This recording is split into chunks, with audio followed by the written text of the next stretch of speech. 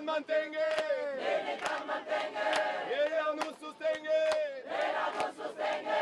La lengua au país! La lengua au país! Atenção meus! Atenção meus! Adichats, que soy Nino Roth, que soy membre do CREO Aquitania e que represente os ensinaires d'Occità de la Maira à l'Université de nous Public et que soy també au bureau de la Fédération Calandreta.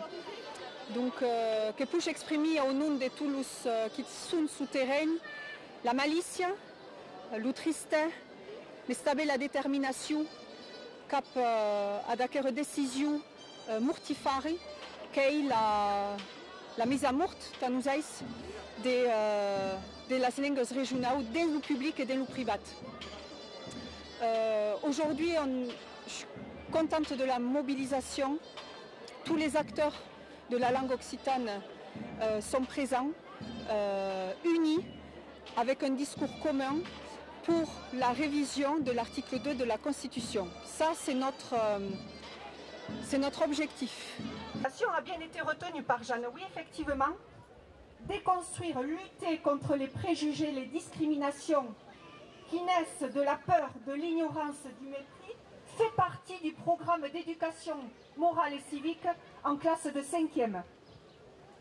Nous invitons M. Blanquer et ses amis les sages à venir voir ce qui se passe réellement dans les classes bilingues, immersives, les collèges, les lycées et l'université du pays de Béarn et plus largement des pays occitans. Tous les pédagogues le savent, c'est en parlant que l'on apprend une langue et c'est par l'usage que l'on acquiert la compétence du locuteur. Depuis 40 ans, la méthode immersive est reconnue pour ses très bons résultats et a fait ses preuves. C'est une méthode efficace pour nos langues et pour la maîtrise du français. Mais il semblerait que les nombreuses études portées par des linguistes de renom qui préconisent le plurilinguisme, la mise en contact des langues et l'immersion ne soient pas arrivées jusqu'à Paris.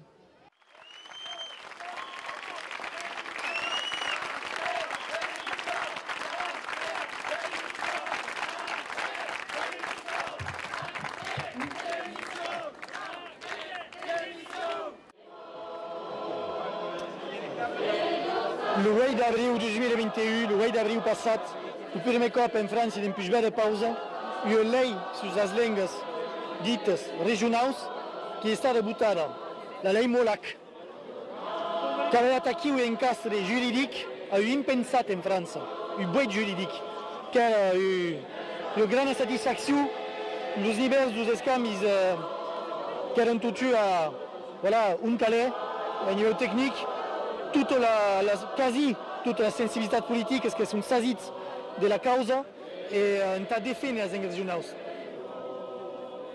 Sí que són d'aren là a visió jacobina e centralitzadora del país, que ni demora, que són d'un cau ta poder haver o poder deixar la pressió, més tot el debat que ha avançat, que l'esperit que hem hagut.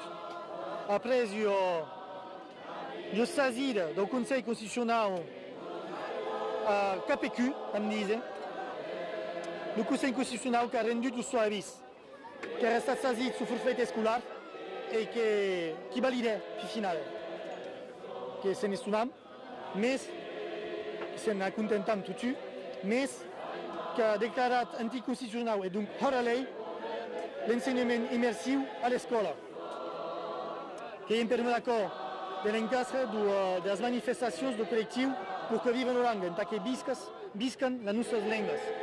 Que hem organitzat aquesta manifestació avui a Pau i que hem decidit de ballar la paraula als eleiuts en aquesta tensada de campanya electoral de les departamentals i les regionals, que hem demanat als eleiuts, ja que hi ha eleiuts a nostres que són posicionats, François Bayrou, Maire de Pau i president del dusau partit de la majoritat presidencial que ha fotut callau a la causadora del president Macron. Et donc, que volem deixar la paraula a totes les sensibilitats polítiques i totes les estrates dels eleiuts i dels mandats que podem haver en la nostra república. I bé que anem contents per la veritat que ha estat din lung, que hi des exercices de funambulisme d'équilibriste, mais le résultat qu'il y a unanimità da avanzare la causa, la soluzione preconizzata che poi in differenza, la maggior parte sunt a cambiare l'articolo 2 della Costituzione e che anche Gesù sta mai viste, e sta seguito e poi avanzare, gagna gran tout du cop ou gagna petit, l'important che sarà de gagner, che sarà vigilante a décor et che van continuare la nostra mobilisation per poter mantenere la pressione. Adichat Mund, et merci de m'envoyer la parole.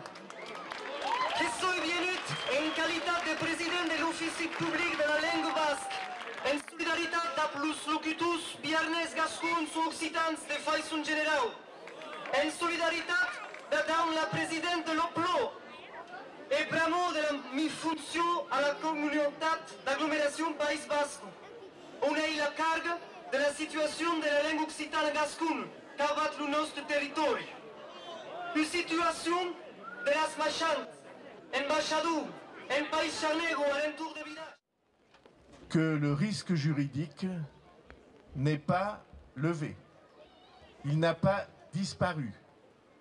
Parce que, étant donné la place d'une décision du Conseil constitutionnel dans la hiérarchie juridique du pays, n'importe quel recours peut en effet condamner à mort les écoles et cet enseignement-là. Et donc, ma conviction personnelle, c'est qu'il n'y a qu'une réponse. J'attends de voir si d'autres idées surgissent, mais il n'y a pour moi qu'une réponse. Si l'on veut mettre ces écoles et cet enseignement en sécurité juridique, il faut changer la Constitution pour que son texte protège ces écoles et cet enseignement. Mesdames et messieurs, je m'associe totalement à la manifestation qui est organisée aujourd'hui partout en France. Je viens d'avoir Paul Molac, qui a été le député qui a porté le texte. Nous sommes dans le même groupe. Il était lui-même en manifestation. J'ai eu mes amis corses, qui les uns étaient à Bastia, les autres à Ajaccio. On ne peut pas laisser passer comme ça.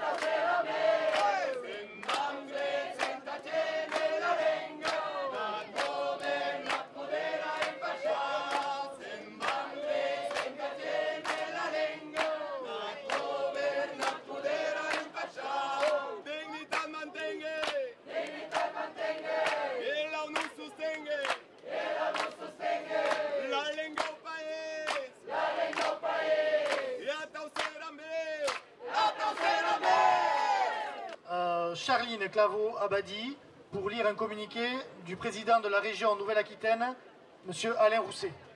Adichat à toutes. Bonjour. Effectivement, je porte la voix d'Alain Rousset, président du conseil régional, mais je m'exprime aussi en tant que présidente de l'Office public de la langue occitane. Un office comme celui-là, le but, c'est de créer un consensus institutionnel au quotidien entre l'État et les collectivités territoriales.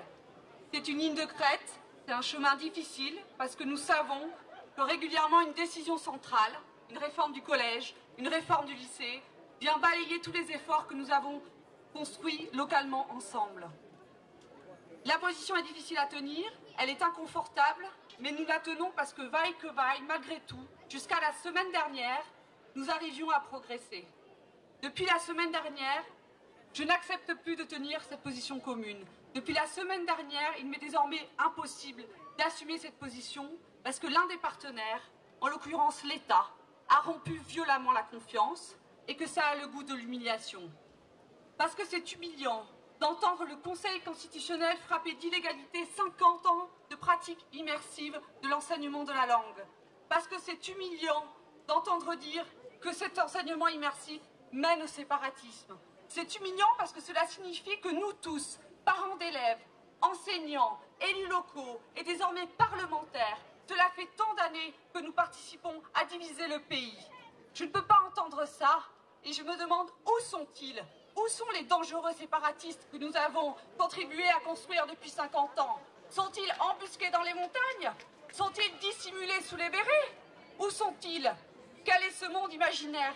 Ce n'est pas le mien et je crois que ce n'est pas le vôtre. Et la différence, c'est que nous savons, nous n'ignorons pas ce que c'est aujourd'hui de vivre dans un territoire où le contrat social autour de la langue existe. Et nous sommes les territoires et nous sommes la République.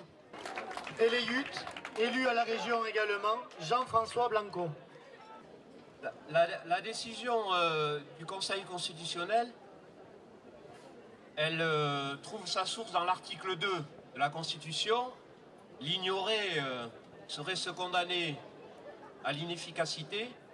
Le seul chemin, sur le plan juridique et politique, pour sortir de la nasse dans laquelle nous nous trouvons, est bien de modifier l'article 2 de la Constitution pour que, enfin, disparaisse cette idée de l'uniformisation linguistique qui porte en elle celle de l'aliénation linguistique, parce que notre pays est riche de la diversité et parce que, je veux le dire ce matin, nous le savons, la diversité culturelle, la diversité linguistique ne sont pas des menaces, ce sont des atouts.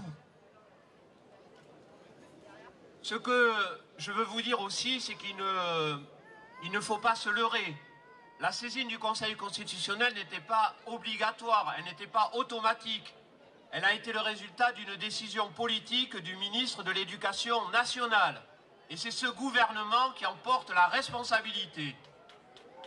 Il faut désormais réparer, permettre que la diversité linguistique puisse s'exprimer, que les écoles, les Calandreta, les Ikastola puissent continuer leur travail formidable. Je ne serai pas long, je vais vous dire quelque chose. C'est que il y a 40 ans, quand les pionniers de la diversité linguistique des écoles qui depuis fonctionnent sur nos territoires se sont levés, se sont unis, quand la société civile, les citoyens ont décidé de rompre le jacobinisme, ils n'ont demandé l'autorisation de personne. Le combat pour la diversité linguistique a toujours été un combat. Ce combat, il faut le poursuivre en étant rassemblés, mais en étant aussi lucides, parce que ce à quoi nous avons affaire depuis la décision du Conseil constitutionnel provoquée par le ministre de l'Éducation nationale, c'est le rouleau compresseur du jacobinisme. Et c'est une force épouvantable, terrible, mais à laquelle on peut résister. Et notre histoire pour la diversité culturelle et linguistique l'a prouvé, et elle continuera à le faire. Monique Semavoine, qui représente le président du conseil départemental des Pyrénées-Atlantiques, M. Jean-Jacques Lasserre. Merci. Parce qu'une poignée d'éminents sages, prétendument garants de notre Constitution française, ne connaissant ni le sujet, ni le contexte, se sont hasardés dans une décision unilatérale, dogmatique, jacobine, et surtout à contresens de l'histoire. Ici, chez nous, dans les Pyrénées-Atlantiques, ce sont 5126 élèves, scolarisés dans le public et le privé, qui ne comprennent pas pourquoi, soudainement, leur chemin scolaire se dérobe sous leurs pieds. Le Conseil constitutionnel a d'abord validé le forfait scolaire contre lequel il était saisi par quelques parlementaires, alors qu'il venait d'être voté démocratiquement par une large majorité à l'Assemblée nationale, pour la plus grande joie de ceux qui œuvrent depuis des décennies à la transmission de nos langues régionales.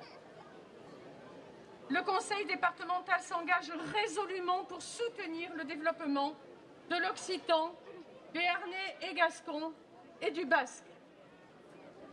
Et voilà qu'aujourd'hui, le Conseil constitutionnel signe l'arrêt de mort des classes et des écoles immersives. Il signe la fin de la transmission de nos langues de France, dans le public comme dans le privé.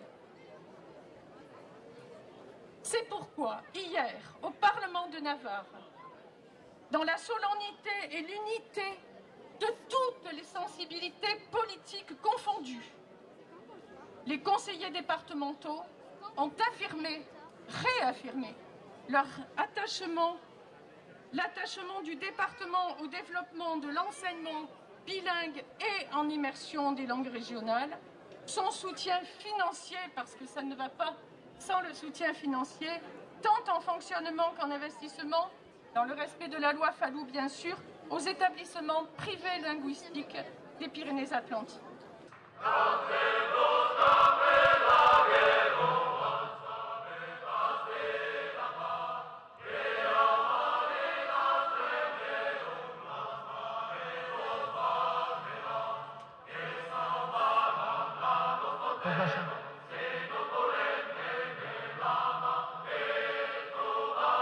C'est pas